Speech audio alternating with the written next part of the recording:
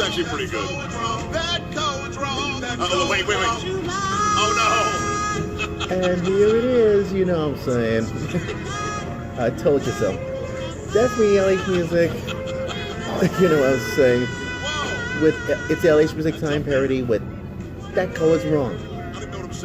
And that's part of the subject of my political life video blog that I just want to discuss. Because last Wednesday on my radio show, and so as you guessed it, that's right, last Saturday night on which that's why I have returned. Last Saturday only on Fox. And you know why? Because Michael Cohen just testifies. And he tells a big fat lie of all this. You know, he just made that thing up. But the recent study of this poll, as far as we concerned, that how many voters should Michael Cohen, yeah, he's back at Capitol Hill, wants to testify again this week. And you know why? Because it was so credible. Now, get this. This is a pretty open and shut case. Because the new poll studies, according to Blaze.com, and so is, you guessed it, HarrisX/TheHill.com. Because that's why a new poll shows just what percentage of registered voters thought that the testimony of Michael Cohen against President Trump before Congress was credible. Well, it's not a lot, as far as we're concerned. Here's the observation. According to, you guessed it, the HarrisX, the Hill poll found out that 37% of registered voters surveyed that they found out that the lawyer and confidant of the president was to be, he guessed it, credible. And you know what that means. Cohen just flip on President Trump after 10 whole years of being so close personal friend and lawyer. And I'll tell you one thing, it's a dramatic testimony before Congress starts. And that's why he accused the president and indirect suborning perjury and said that he was a racist and a liar. Oh, hello. Now, those accusations were found, to be non-credible according to, you guessed it, according to 25% surveyed inside this poll. This is what happens. Inside this graph, here are the results. This is imagine if you're inside a pie chart of, you guessed it, and I have no clue whatsoever. So I want you to take a look at this.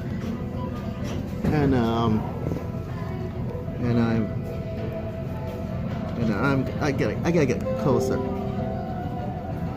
Yes, this is the pie chart, so you can see it.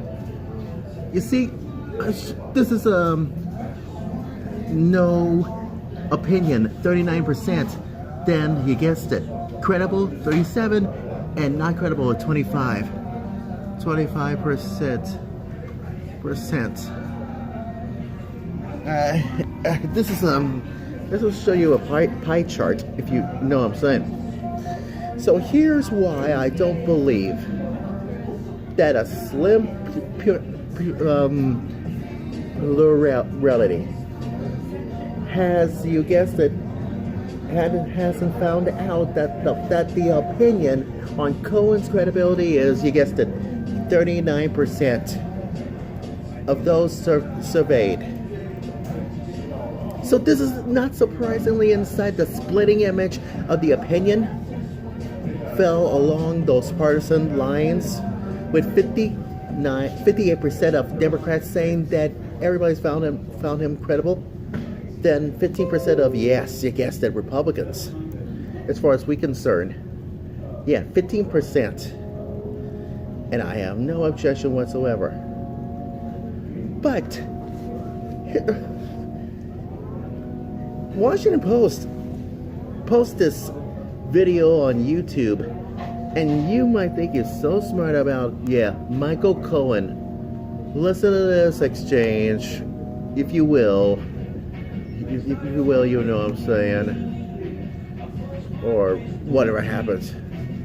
Because Michael Cohen is, I have no clue whatsoever. Michael Cohen's testimony before the House Oversight Committee on February 27th offered multiple avenues for further scrutiny of President Trump's business and personal dealings before, during, and after the presidential campaign. Replacing George this week is my Chief Financial Officer, Alan Weisselberg. Alan Weisselberg. Wait.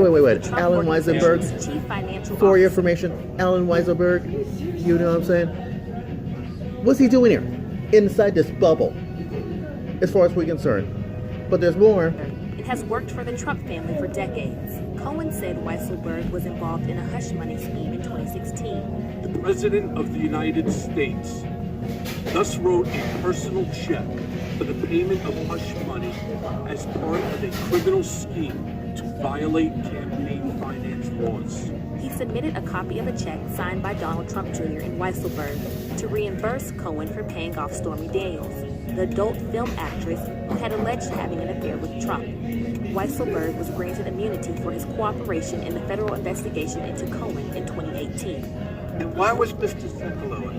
Because he was going to be representing Mr. Trump going forward as one of his personal attorneys in this matter. He was also reviewed by Abby Lowell, who represents Ivanka, Jared, and Kushner. Cohen also implicated Abby Lowell and Jay Sekulow. Lowell has represented Trump's son-in-law, Jared Kushner, and Sekulow has represented Trump himself. Cohen alleged that Lowell and Sekulow altered his previous testimony to Congress about the timeline of the Trump Tower Moscow deal. Catch and kill is a method that exists when you're working with a news outlet. In this specific case, it was AMI, National Enquirer, David Becker, Dylan Howard, and others, where they would contact me or Mr. Trump or someone and state that there's a story that's percolating out there that you may be interested in. And then what you do is you contact that individual and you purchase the rights to that story from them. Cohen also named former National Enquirer editor Barry Levine, American Media Incorporated Chief Executive David Pecker, and National Enquirer editor Dylan Howard as individuals of interest who might know about stories that AMI bought and then killed to help Trump. Mr. Cohen. Now, here's the observation for you. Why is National Enquirer? Has something to do with Michael Cohen's dramatic testimony? You be the judge. Go. Where would we find business records that explain the president's relationship to the convicted Russian mobster Felix Sater? Hold on. Did he say Russian? Russian explosion? Does anyone know this about the Russian explosion? You know what I'm saying? Oh, this is pretty dicey. You know what I'm saying? Go. Be in the Trump Organization's files. Maybe in the Trump Organization's files. Russian businessman Felix Sater was one of Trump's business associates and had an office in Trump Tower. Sater had deals to build Trump Soho in New York and was heavily involved in the pursuit of a Trump Tower in Moscow during the 2016 campaign. These financial statements were used by me for two purposes. One was discussing with media, whether it was Forbes or other magazines, to demonstrate Mr. Trump's significant net worth. That was one function. Another was when we were dealing later on with insurance companies, we would provide them with these copies. Did this information provided to us inflate the president's assets? Before he answers this, Elijah Cummings asking this stupidity question. Why in the world everybody knows about? I have no clue about his new testimony. Well,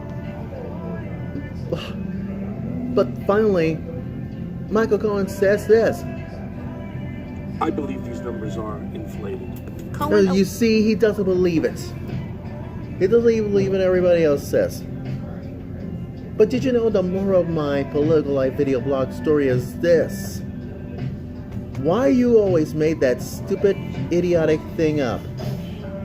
As far as we're concerned, because I have no clue whatsoever, and I have no objection. And this is so dumb and stupid. And that, you know why? That is Cohen's wrong. That Cohen's wrong. That's Cohen's wrong. That Cohen's wrong. That's Cohen's Pretty good. That Cohen's wrong. It's actually pretty good. That Cohen's wrong. Wait. Oh See, I told you so. Anything else is civilized. Find out what the story is this week. I have no clue whatsoever. Anyways, that's my political life video blog story, and I'm sticking to it. For now.